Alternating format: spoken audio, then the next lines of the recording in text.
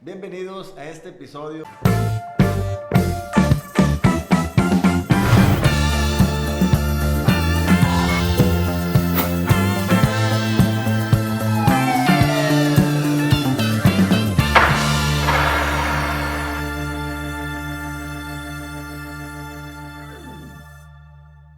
Y estamos muy agradecidos por tener aquí la presencia de la jueza Sonia, que es una jueza de mucha trayectoria aquí en el estado, una jueza con más de 35 años en el estado, pero para una mejor y mayor presentación, le cedo el uso de la voz a mi compañera Mariana para este efecto. ¿Qué tal? Bueno, en este capítulo, como lo menciona mi compañero, mi colega Daniel, pues nos complace.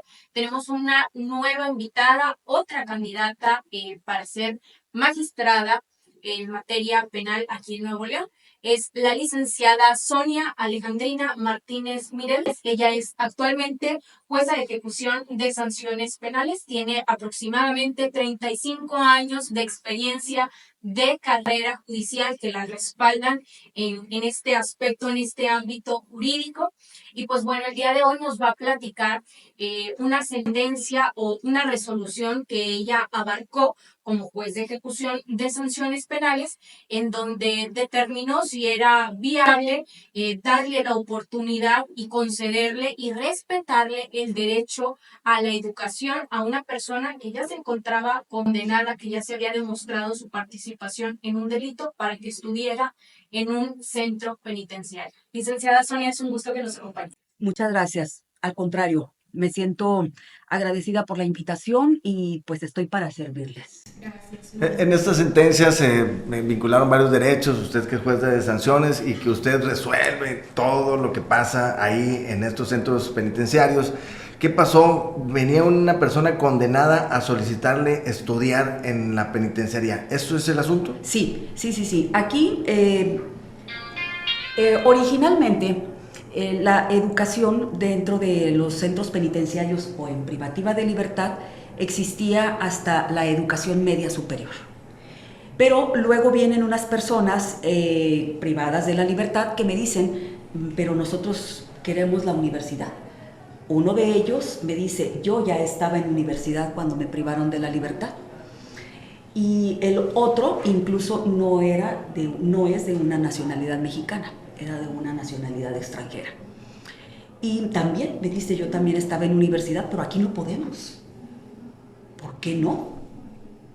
Pues porque no nos hacen caso. Finalmente, ellos presentan su solicitud al centro penitenciario y el centro penitenciario la niega por completo. Dice, no, nosotros no estamos en condición de proporcionar universidad en privativa de libertad. Ellos presentan su inconformidad ante esa negativa y sobre la inconformidad es lo que a mí ya me corresponde analizar. Y precisamente esta inconformidad, después de todo un proceso, dicté una sentencia donde ordené que se implementara la escolaridad a nivel superior y en conclusión estudiaron la carrera de Derecho en los 3 centros penitenciarios. Ahorita ya la están estudiando en los 4, incluyendo el de Damas. Es muy interesante en un sentido que hasta parecería que su sentencia desarrolla, no parecería, desarrolla los derechos humanos en cuanto a la educación y otros derechos, y se van a los principios acerca de cuáles son los derechos que están inherentes dentro del ser humano, y pues uno de ellos es la propia educación.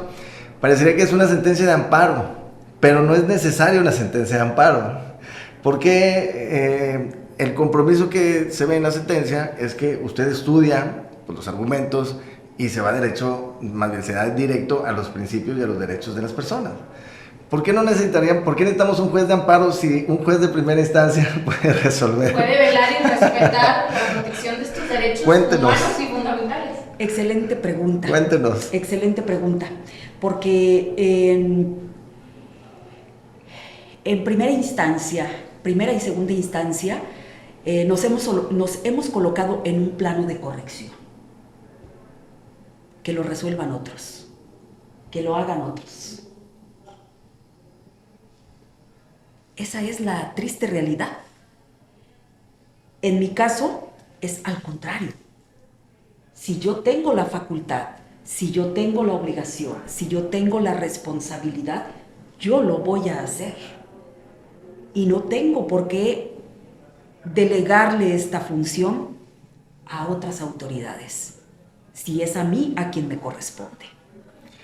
Es muy importante lo que acaba de decir la jueza, pues nosotros que somos abogados en el ejercicio, pues vemos que ese que lo resuelvan otros, ese es todas las reposiciones del Poder Judicial de la Federación, en todos los asuntos y en todas las materias. Tiene que haber una reposición por algo para que me compongan la plana cuando el juez de primera instancia tiene la facultad de resolver como usted lo hizo.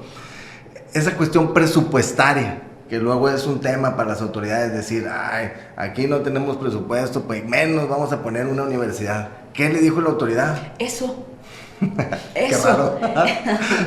eso, no tenemos la capacidad para ejecutar esta sentencia y no lo vamos a hacer porque no tenemos presupuesto, y menos para los centros penitenciarios. Aquí hay un tema muy interesante en donde la Ley Nacional de Ejecución de Penas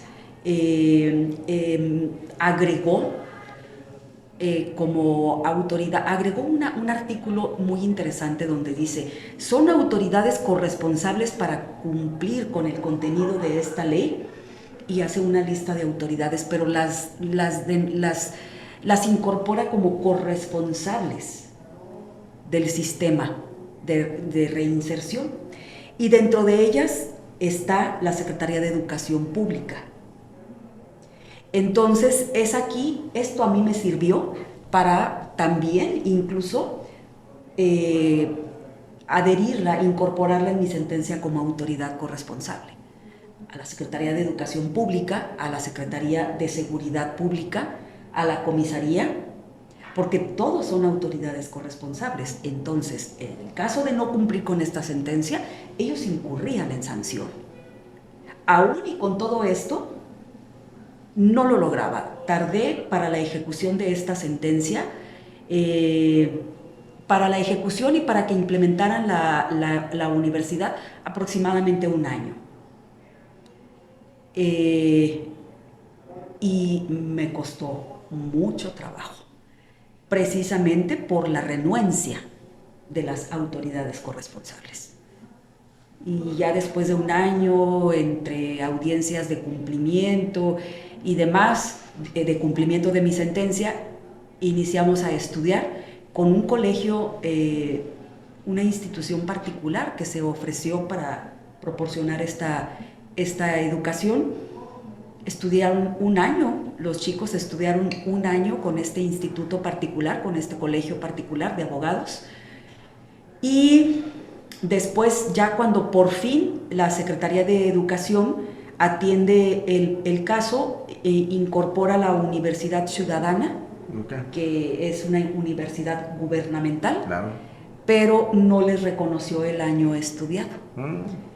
Entonces, la carrera que se iba a llevar en 4 concluyó en 5. Ok. Pero entonces, al vincular a todas estas autoridades, es de la manera en la cual logran la sentencia, y trayéndose una universidad privada, que supongo que los honorarios se los pagó alguna de las corresponsales. Pero pues al final ya viene la de gobierno, que es la Universidad Ciudadana, para ahora sí ya institucionalizar, sí, esa educación superior en los centros penitenciarios. Pregunto, yo sé que eso tal vez ya no le correspondería, o no lo sé, ¿cuánta gente estará inscrita en la universidad? Ahorita, con exactitud, la cantidad no la sé, pero sí están estudiando en los 4 centros penitenciarios, incluyendo damas, pero ya después de esto vino el tema de que se incorporó la Universidad Autónoma de Nuevo León. También es quien ahorita está proporcionando esta universidad al resto de la población. Yo los gradué por la Ciudadana, y ahorita quien se está encargando es la universidad, la UANL. Y ahorita sí, exactamente la cantidad no la sé, solo lo que sí les puedo decir a ustedes, porque esto sí me consta, es que originalmente cuando empezaron a estudiar, la población más alta que teníamos de estudiantes eran damas. ¿Y la carrera? Era la de Derecho. Solo que en esta transición de la privada a la ciudadana, perdimos casi toda la población por la cuestión de documentos y demás. Y finalmente yo solo gradué un grupo de, creo fueron como 16 estudiantes, hombres, y las otras personas se fueron incorporando poco a poco. Todavía no se gradúan, todavía están estudiando. ¿Qué opinión le merece pudiéramos considerar o escuchar que a veces la sociedad pudiera opinar de que cómo van a estar velando y protegiendo los derechos de personas que ya están en prisión, de personas que ya están sentenciadas?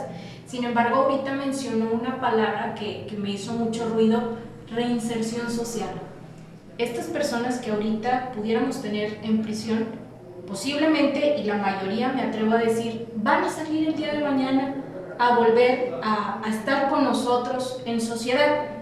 ¿Qué tan fundamental es que pues tengan tablas mientras se encuentran privados de su libertad para poder reinsertarse de forma eficaz y efectiva con la sociedad?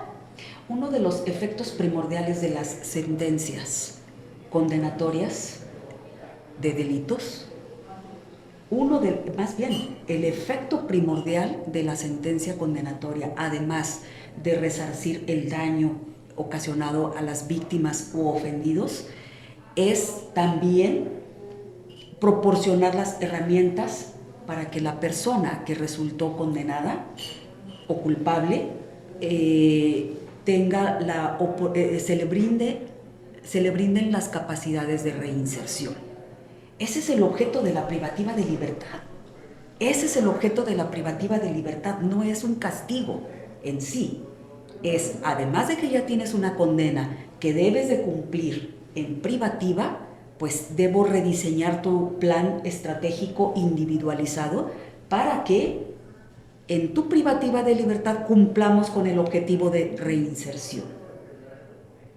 Y precisamente si vamos a cumplir con el objetivo de reinserción, pues que este sea el verdaderamente adecuado para que cuando obtengas tu libertad ya no recaigas.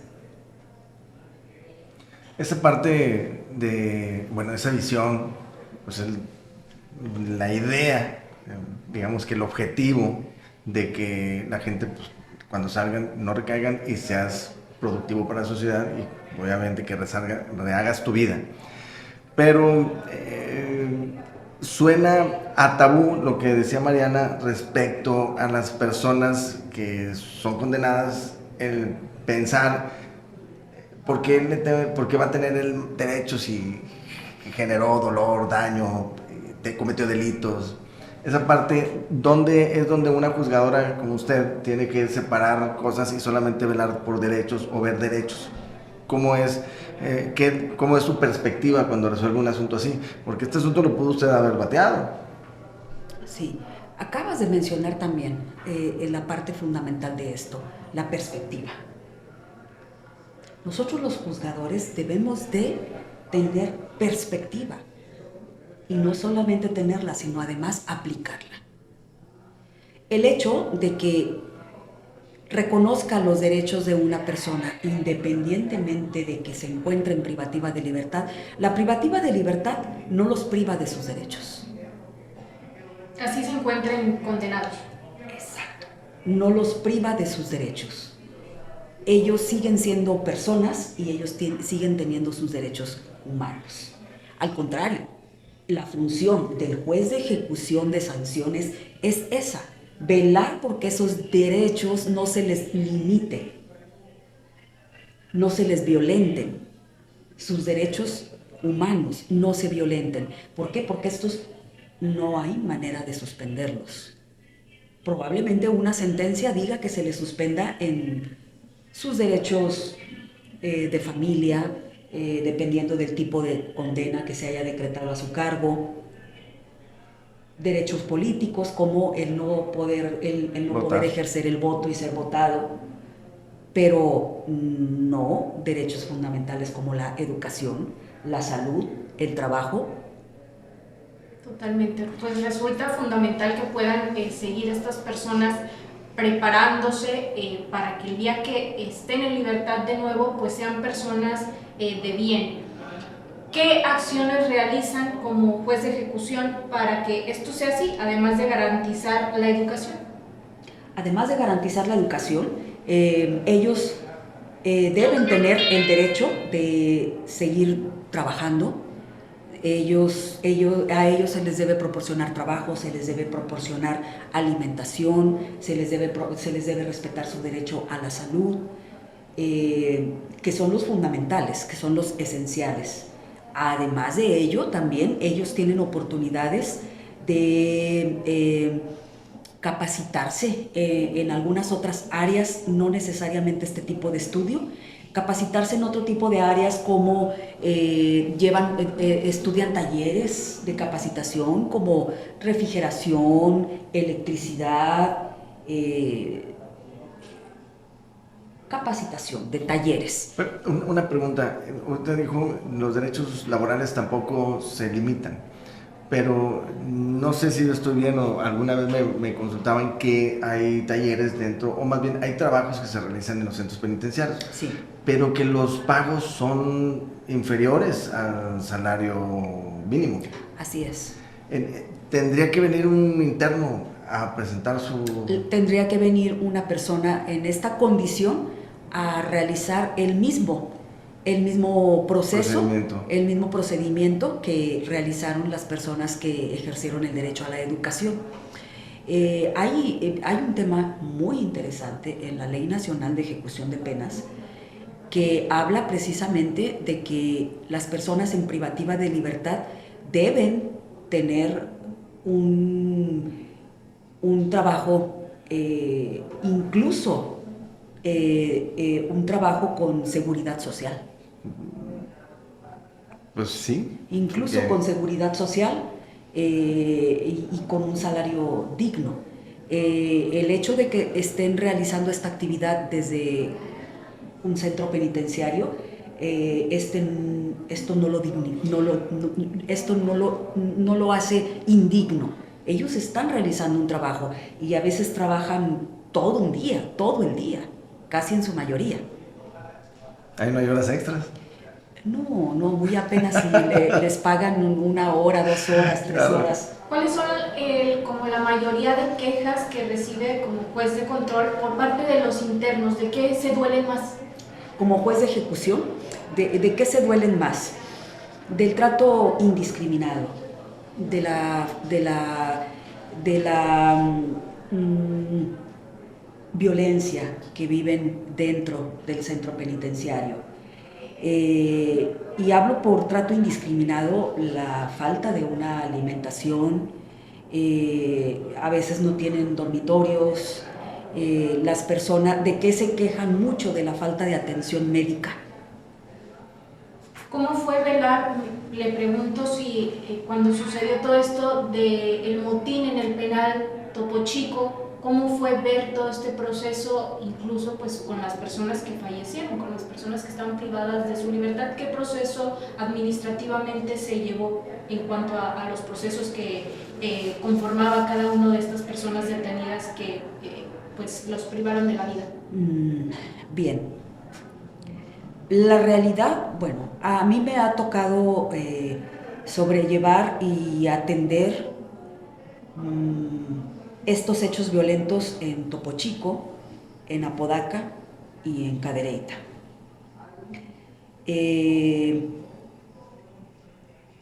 Para las personas fallecidas, para sus familiares, yo nunca vi que hubiese alguna indemnización.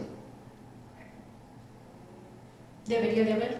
Sí, por supuesto, porque una persona privada de la libertad se encuentra bajo la responsabilidad del Estado. Claro. Sí. Sin embargo, pues se les considera también como personas que pues carecen o no tienen derecho a reclamar porque se encontraban privados de su libertad, o al menos así lo ve la sociedad. Así es como nuestra falta de cultura lo ha aprendido.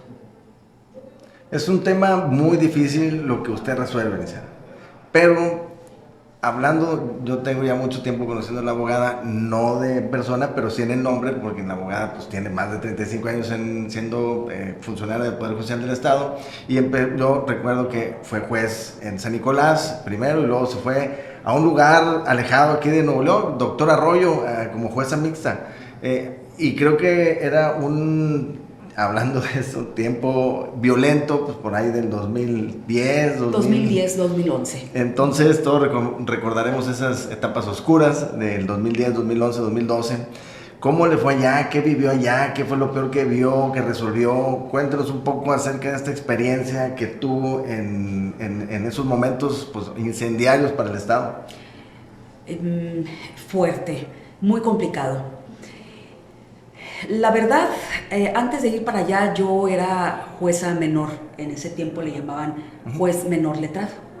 ¿Qué significa esto para las personas que nos escuchan? Para las personas que nos escuchan, en materia mercantil, ahora concurrente, existía una diferencia, todavía existe, tengo entendido, todavía existe, que por cuestión de la cuantía, de la cantidad que se reclama, conocía un juez menor o un juez de primera instancia. Y existía la división del juez menor y de primera instancia por cuestiones de cuantía. Esto regía la competencia. Entonces, los jueces menores en ese tiempo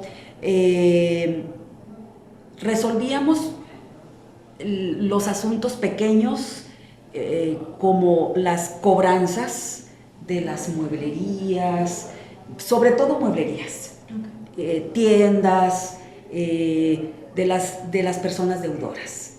Entonces, incluso teníamos un sueldo sumamente bajo, porque no se nos consideraba como jueces de primera instancia. ¿Cómo era? Había niveles, ¿verdad?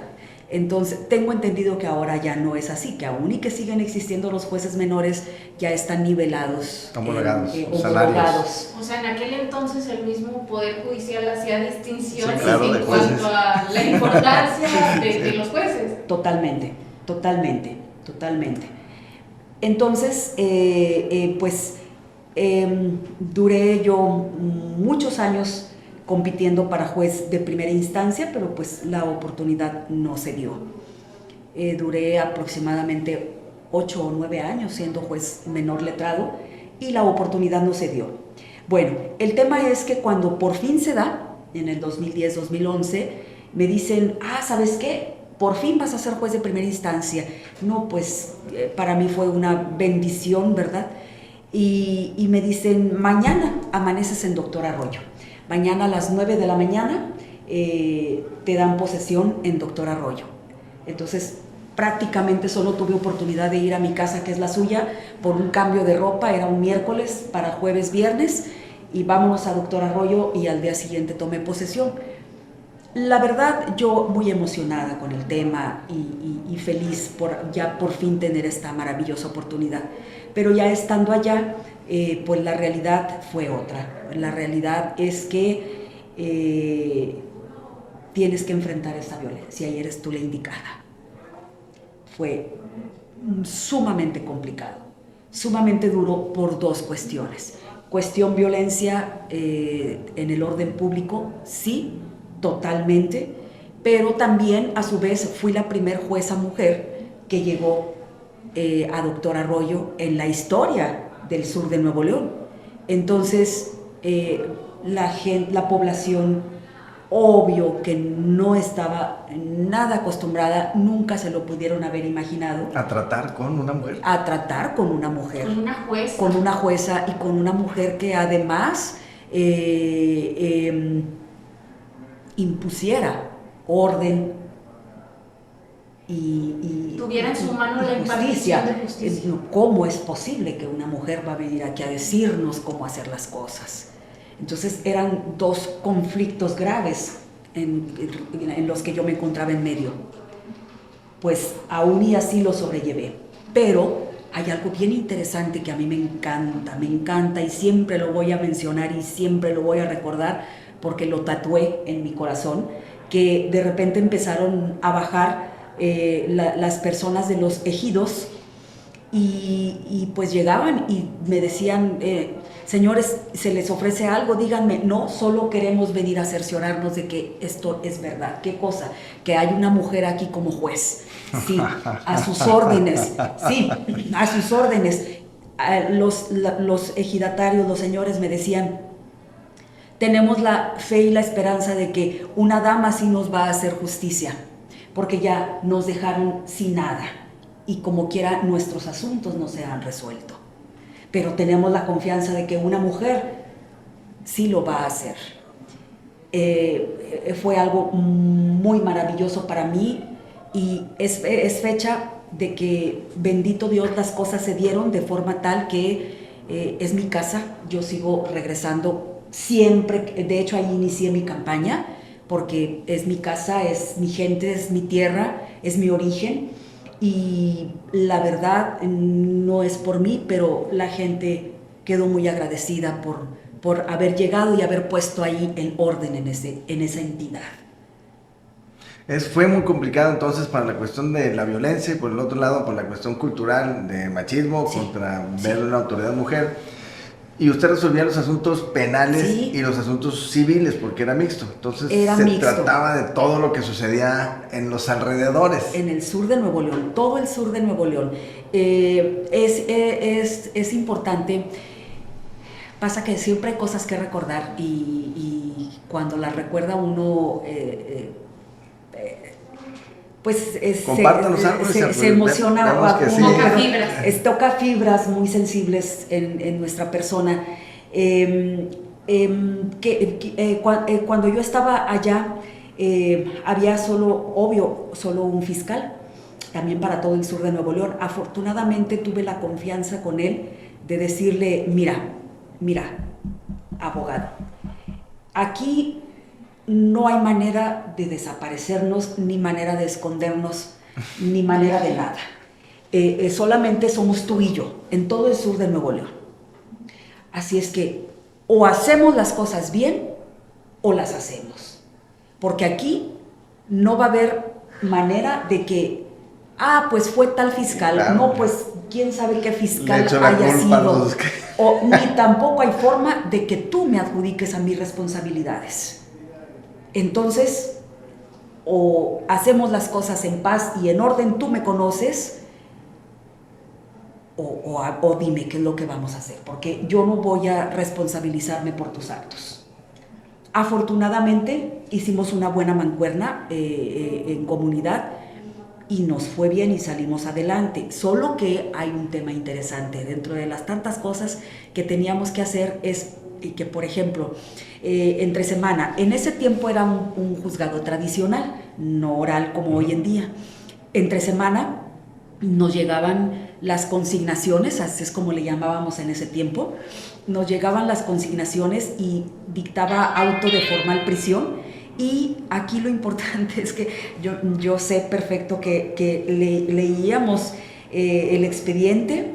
Y si decretaba auto de formal prisión, yo decía, a ver, ¿dónde fue? Pues fue en tal parte de la carretera, fue en tal parte de tal camino. Entonces era la estrategia de, si yo venía el fin de semana para Monterrey, me venía por el lado totalmente contrario. Okay. Esa era una de mis estrategias para salvarme de la situación. ¿Alguna vez se vio amenazada o en riesgo como juzgadora? ¿Intimidada? Intimidada, sí, al principio, cuando acababa de llegar, sí, por supuesto. Sí, por supuesto. De hecho, cuando acababa de llegar, me dieron una semana para que me regresara. ¿Y por qué no se regresó? Pues... porque yo no ordenaba mis adscripciones. No, bueno, pero usted se puede renunciar. ¿Por qué no renunció? No soy de ese estilo. No soy de ese estilo, la verdad. O sea, tampoco para aventurarme e involucrarme en un hecho violento, no, pero pues era mi trabajo. Y O sea, mucho compromiso y valor. era mi compromiso. Es mi compromiso y pues yo lo tenía que cumplir. ¿Y cumplió? Cumplí. ¿Cuántos años estuvo allá? No, solo estuve un año.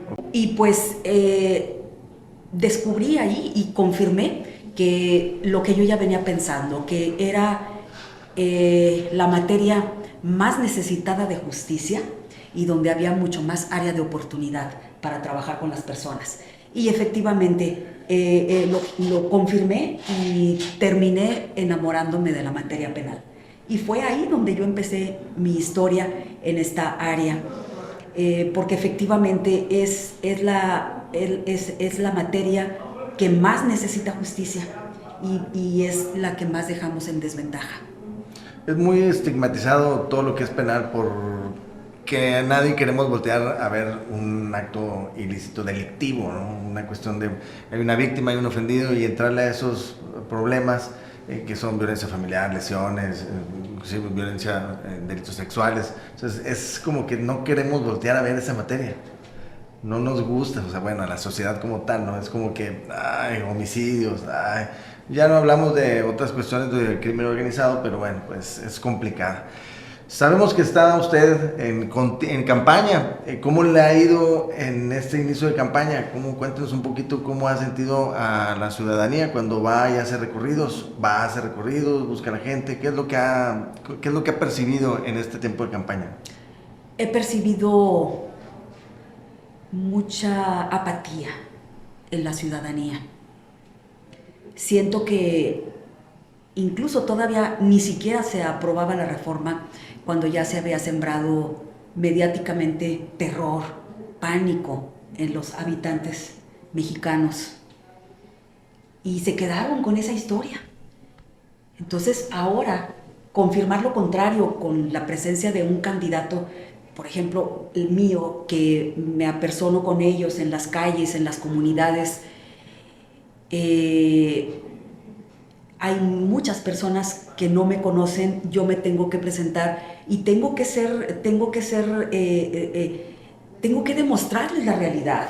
La realidad es que habemos personas como yo, se va a escuchar soberbio de mi parte, pero habemos personas como yo que tenemos una experiencia de 35 años de servicio, que me ha tocado estar en casi todos los municipios de Nuevo León, que me ha tocado resolver de todo tipo de asuntos, en toda la diversidad de materias, pero aún y con eso hay personas que obvio no les ha tocado participar en algún evento al que hayan tenido que dirigirse a un juez y solo se quedan con lo que escuchan. Y la verdad es lamentable porque habemos personas que hoy por fin tenemos la maravillosa oportunidad de poder aspirar a un cargo con este grado de responsabilidad como es la magistratura y que nos encontremos con un desánimo en las personas. Y la verdad quiero aprovechar el espacio para decirle a las personas: no le tengan temor al cambio, no le tengan temor al cambio. Los cambios son buenos. Y ya vemos personas que precisamente tenemos el compromiso tenemos el deseo, la voluntad, la convicción de querer hacer las cosas. No es para todos ser juez o magistrado. No es para quien, se me ocurrió, voy a presentar mis papeles y voy a concursar para ser juez o magistrado. ¿Qué necesita tener un juzgador para ser un juzgador? Bueno, además de la formalidad, por ejemplo, también esto yo lo he escuchado mucho. Pues cualquiera puede ser juez hoy en día, cualquiera puede ser magistrado hoy en día, cualquiera puede ser ministro hoy en día. Al menos hablo por mí. Yo tuve que presentar todos mis documentos a través de la página virtual. cualquier documento que tenía o presentaba algún error, alguna diferencia, era rechazado, ya no podía continuar. Mis documentos tuvieron que ser legalizados por las universidades que los expidieron, y además hubo un proceso en donde todavía pasamos a análisis de idoneidad. Hablo por mí, no dudo que esto no le haya tocado al resto de los participantes. No fue una improvisación, pero sí, además yo quiero agregar que también tengamos en consideración que no solo nos representan nuestros títulos y sobre todo honoríficos, no solo nos representan estos documentos, nos representa también los proyectos que hemos realizado en nuestra trayectoria, las huellas que hemos dejado en cada espacio y en cada lugar en donde hemos participado, la huella que hemos dejado en cada persona que nos ha tocado atender, la huella que hemos dejado en cada persona que ha llegado a nuestro juzgado, a nuestra oficina, y la hemos recibido a puertas abiertas. La huella que hemos dejado en esas personas a las que hemos llegado y les hemos preguntado, ¿lo están atendiendo? ¿Qué se le ofrece? A ver, ¿qué está pasando aquí? ¿Cómo que le estás diciendo que no se puede? A ver, venga, yo veo a ver por qué le están diciendo a usted. Una atención personalizada. El verdadero servicio y atención al público. El verdadero servicio y atención al público. No es a mí la verdad me llama mucho la atención esa parte donde dicen es que al juez no lo puedes molestar, al magistrado no lo puedes molestar, con el magistrado solo entra un secretario de confianza, un encargado de la gestión,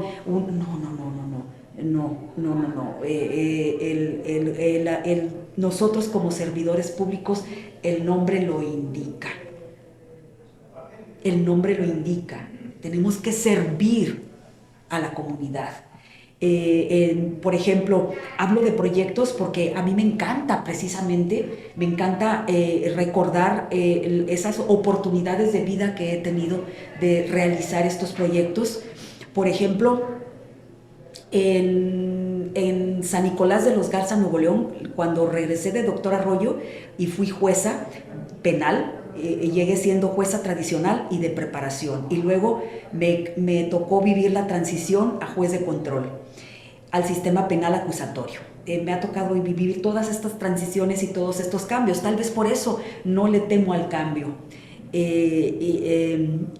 Y por ejemplo, allá en San Nicolás, me tocó participar e innovar con el Tribunal de Adicciones, que fue el primero que se implementó aquí en Nuevo León. ¿El TTA? El Tribunal de Adicciones, es correcto. Y fue un proyecto tan hermoso y tan maravilloso porque lejos de dictar sentencias tras sentencias tras sentencias, atendimos a lo que realmente requiere este tipo de problema, que es un problema de salud. Entonces estas personas que se encontraban, que cometían un delito bajo los influjos lejos de condenarlos de manera inmediata con una sentencia, se les proporcionaba la oportunidad de sujetarse a prueba y de desintoxicarse a través de este tratamiento. Y hicimos un proyecto maravilloso en todo San Nicolás. Atendimos a muchas personas en este Tribunal de Adicciones, lejos de numerarlos en una sentencia. Ese fue uno de los primeros proyectos con un verdadero efecto de cambio social en el que me tocó participar y me encantó. Y luego, ya después de eso, me mandan a García, Nuevo León, a un juzgado familiar, prácticamente de un día para otro. Me tocó cambiar de estilo completamente, que a veces incluso hasta me equivocaba, decía Código Penal, de procedimientos, código de procedimientos penales, no, era código de procedimientos civiles, perdón, tenía que corregir, pero porque de un día para otro ya estaba resolviendo cuestiones del orden familiar. ¿Y por qué la cambiaron? Ay, buena pregunta. La verdad, nunca se me dio una explicación. Ok. La verdad, cosas del consejo. La verdad, nunca se me dio una explicación de mis cambios de adscripción. Entonces, allá, como eran cuestiones del orden familiar, pues se me vino a la mente otro proyecto bien maravilloso, que fue también muy lindo. Dije, a ver, ¿aquí qué se trata? Aquí se trata de privilegiar los derechos de las niñas, niños y adolescentes. Y más bien implementé algo que le llamé el Centro Estatal de Atención de los Derechos de Niñas, Niños y Adolescentes. Ese juzgado estaba en una quinta. Entonces esto me favoreció para que ese jardín enorme... En García. En García. Ese jardín enorme, porque era una quinta, ese jardín enorme lo hice un lugar de juegos y yo realmente sí platicaba con los niños, más que con los adultos, porque realmente los problemas de los padres repercuten de manera directa en ellos. Totalmente. Entonces, para prevenir toda esa problemática que viene después de años y más años en un asunto, en un litigio, yo al contrario lo prevenía escuchando a los niños. Ahí lo transformé y puse un área de juegos. Los niños llegaban, jugaban, no se enteraban que andaban jugando con la jueza, con los psicólogos, jugábamos con ellos y en el momento de estar jugando con ellos nosotros nos enterábamos, los psicólogos me ilustraban y me apoyaban con decirme, hay ciertos problemas, exacto, y ya desde ahí ya veíamos si estaban en condición de que los entrevistáramos.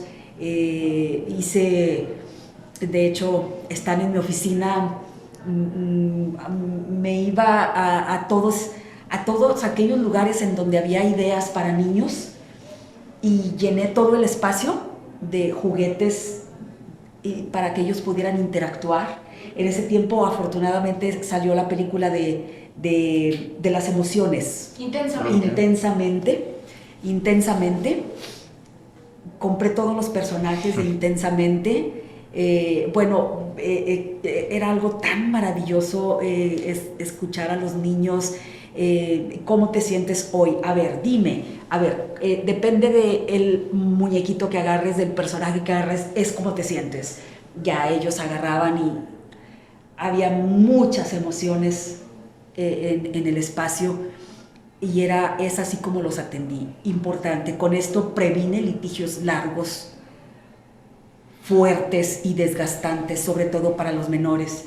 No tuve necesidad de mandar a los niños a la casa de convivencia porque no hubo necesidad, ahí todo lo solucionábamos. Puse el apartado de mediación, entonces ahí con los padres, como ellos veían a sus hijos sufrir y batallar por la problemática, optaban inmediatamente por celebrar su convenio. No fueron pocas las sentencias que tuve necesidad de dictar porque todas las hacía a través de mediación y les daba seguimiento. Y además, importante, cuando yo me fui de San Nicolás para allá, para García, yo les dije a los fiscales y a los defensores, por favor, el día que vean aquí judicializado, un problema de García por cuestiones del orden familiar, por favor me hablan y me llaman la atención. De mí no van a recibir una judicialización. No, está bien, jueza, está bien. Y así fue, prevenimos todo este tipo de problemas. Y ese fue un proyecto muy maravilloso también. Y luego ya después de eso, precisamente aquí en García, en ese tiempo el presidente de tribunal, que fue un líder puedo mencionar nombres. Lo que quieran, ya si nos desaparecen, que fue un líder vamos a saber. Y tiene una visión también muy maravillosa, es humanista. Inauguró ese centro de atención y vio todo el esquema y le encantó tanto que ya después, siendo él todavía presidente de tribunal, fue el único que me dio una razón por la cual me cambió de allá acá a juez de ejecución de sanción de penas. Okay. Fue el único que me dio una razón diciéndome: Sonia, necesito que vengas a la ejecución de penas a ponerle el toque humano a la ejecución de penas. ¿Cómo? Y además... ¿Qué presidente era? Carlos Emilio Arenas Batis. Ok, perfecto. Necesito que vengas acá y le pongas el toque humano a la ejecución de penas y además que implementes el sistema acusatorio en la ejecución de penas. Lo hice y luego ya acá fue donde ya empecé yo el trabajo, porque el trabajo de los jueces de ejecución de penas está dentro del centro penitenciario. Bien, entonces pues así fue. Como llego a ejecución de sanción de penas precisamente para darle ese toque o sentido humano y a implementar el sistema acusatorio, lo cual se logró. Y pues luego es acá donde me voy a trabajar dentro de los centros penitenciarios y pues a atender precisamente todas esas necesidades que tenían estas personas a través de las controversias que presentaban para que sus derechos fuesen respetados. Y sí, como bien lo mencionaste al principio, sí me tocó vivir etapas muy duras en estos eventos violentos que se presentaban dentro de los centros, que se traducen a motines, como bien los llaman las personas. Sí me tocó levantar a todos los caídos que fallecían, y no solo que fallecían, sino que quedaban gravemente lesionados o heridos por la fuerza excesiva de violencia que se utilizaba o que se ha utilizado. Y pues a lo más que podía llegar era a obligar que se les atendiera médicamente.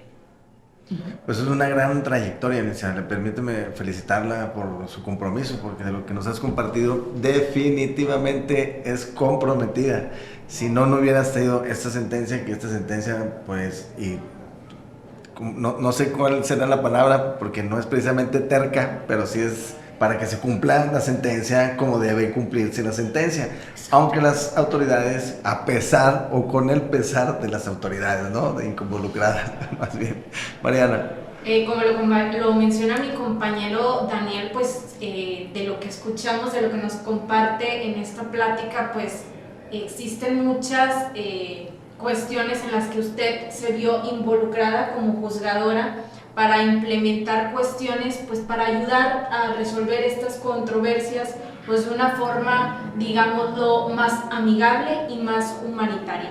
En relación a esta sentencia que nos comparte ya como juzgadora de ejecución de sanciones penales, en donde usted garantizó la educación superior, fue así que a través de esta universidad que se logró en el centro penitenciario se pudo graduar también Diego Santoy Riverol. ¿Es así? Así es, sí, está dentro de las personas graduadas en esta primera generación, sí. Gracias a esta sentencia que usted dictó. Sí, gracias a esta sentencia que tiene efectos generales y que ahora cualquier persona que se encuentre bajo esta condición la puede ejercer, porque tiene efectos a nivel nacional gracias a la Ley Nacional de Ejecución de Penas, valga la redundancia. Señora jueza, en esta cuestión, ¿por qué no la fórmula Otero del amparo, que es solamente contra una persona el beneficio de la sentencia? ¿Por qué sí con efectos generales? La Ley Nacional de Ejecución de Penas así lo establece. Entonces es una deuda que se tenía hacia los internos. Pudiera ser, Así lo establece la Ley Nacional de Ejecución de Penas. Ok, perfecto, pues me queda Además muy claro. que si lo establece así por una persona que se encuentra privada de su libertad, pues garantízalo también de una vez por el resto. ¿Por qué hacer alguna distinción o discriminación? Discriminación, sobre todo. Discriminación, sobre todo. Esa palabra me la voy a quedar y la voy a dejar así enmarcada. Discriminación. Porque esto resulta a base de tu pregunta. ¿Se graduó en esta generación una persona de nombre Diego Santoy Riverol? Sí, claro, porque no tenemos por qué discriminar en la impartición de justicia. Claro. Perfecto. Criterio que no todos los juzgadores adoptan. Pues sí, no. La impartición de justicia no es discriminar, al contrario. Al contrario. Es velar por no hacerlo. Es velar porque las personas tengan los derechos a un mismo nivel. Sí, esa es la clave de esto. Pero pues sí, de hecho dentro de las personas que tramitaron esta controversia está él. Ok. Ya por último, nos ve la audiencia, ¿de en qué distrito está participando? ¿Cuántos municipios son? ¿Son muchos? ¿Son poquitos? Cuéntenos un poquito para la gente que nos ve. Electoralmente hablando, este proceso electoral se dividió en 3 distritos. Y electoralmente hablando, y a mí me tocó el segundo, que corresponde a una fracción de Apodaca, una fracción de Guadalupe, San Nicolás, Escobedo, Santiago, todo el sur de Nuevo León. Es el distrito más grande de los 3. Distrito número 2. Distrito número 2. ¿Boleta de qué color es? La boleta es la rosa. Magistradas y magistrados de circuito.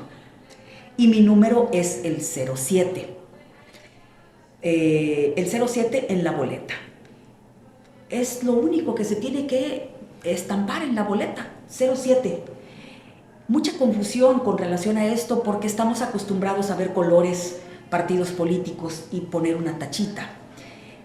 No, es un número. Esto cambian las reglas el día de hoy.